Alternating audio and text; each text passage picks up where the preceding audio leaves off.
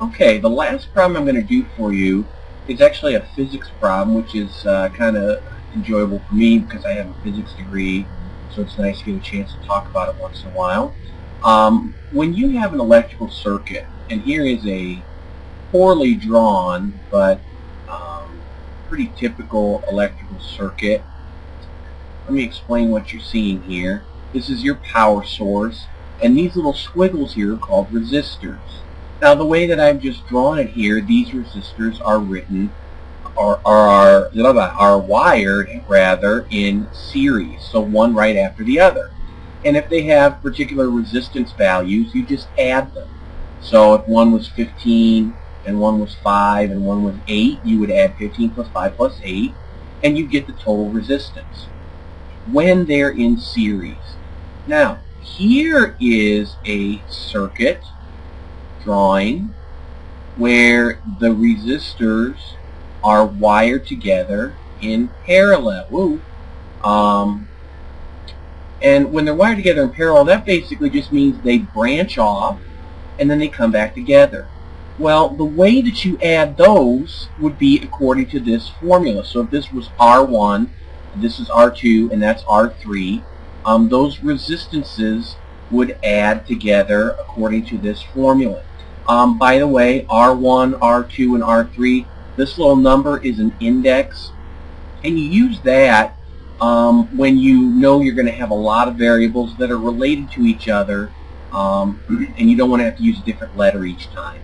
So each of these is a resistance value, and resistance is very important in electrical currents and or in electrical systems, and you'll probably talk about those more in physics. But you could have a lot of resistors, so that's why we're using an index here.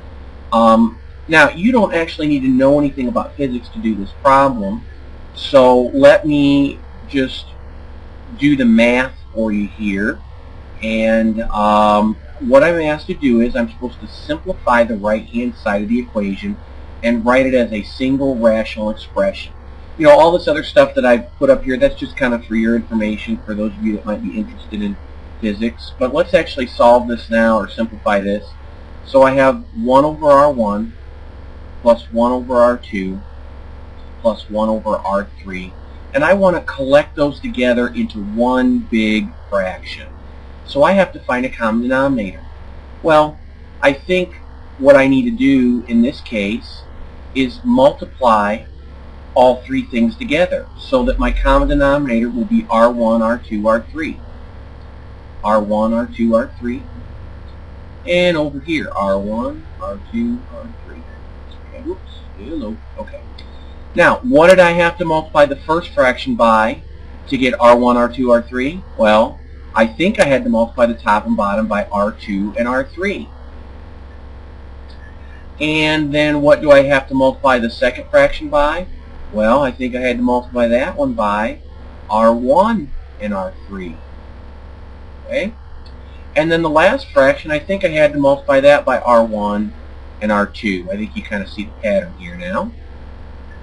And all I'm going to do now is I'm going to add these three things together. So I have R2, R3. Computer's going crazy now. Plus R1, R3. I can't actually combine those two terms because these R's are different. I mean, they're all called R, but R1 and R2 and R3, each of them is completely different from the other. So if I don't have exactly, ooh, my computer's really freaking out now. If I don't have exactly the same index in each term, I can't actually squish the terms together. So my denominator stays the same, R1, R2, R3. And that's all you were asked to do there. So I hope you enjoyed that. And I hope someday maybe you'll get to take physics and you get to see all this stuff in action. Okay. I know some of you guys were probably worried that I wasn't going to teach you how to divide polynomials, but don't you worry, because I'm going to show you how to do that right now. I know you guys were looking forward to that. So let's see how to do that. And one method that you can use to do that is very similar to long division. So I'm going to take this problem, 2x squared plus 13x plus 20, and I'm going to write it as a long division problem. Okay? So I have that. And on the outside, my divisor is going to be 2x plus 5. And what I do is, remember in long division, you write something on top, you multiply, you subtract, and then you do it again. Well, that's basically what you're going to do here. So I'm going to look at just the leading terms here and here, and I'm going to ask myself, what do I need to do to this 2x?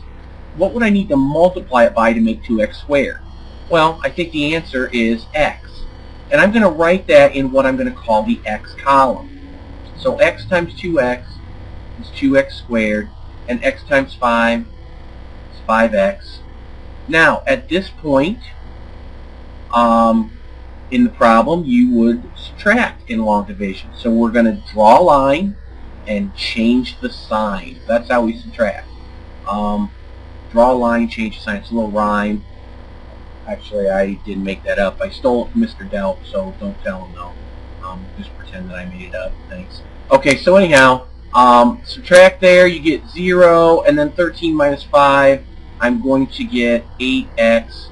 And then in long division, the next thing you do is bring down the next digit. Well, what we're going to do is bring down the next term. And then I look at the 2x and I say, what do I need to multiply 2x by to get 8x? Well, positive 4. So I'll write that in my number column. 4 times 2x is 8x. 4 times 5 is 20. Draw the line, change the sign, and I think you can see that everything's going to cancel out. I'm not going to get a remainder. Now, notice that I only worry about the leading terms. I don't try to make everything cancel at once, because that's not always going to happen. Sometimes things aren't ever going to cancel because you'll have remainders.